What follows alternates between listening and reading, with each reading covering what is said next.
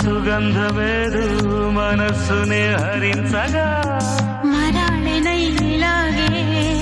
మరి మరి నటించనా విహారినై వాడే దివి భువి స్పృశించనా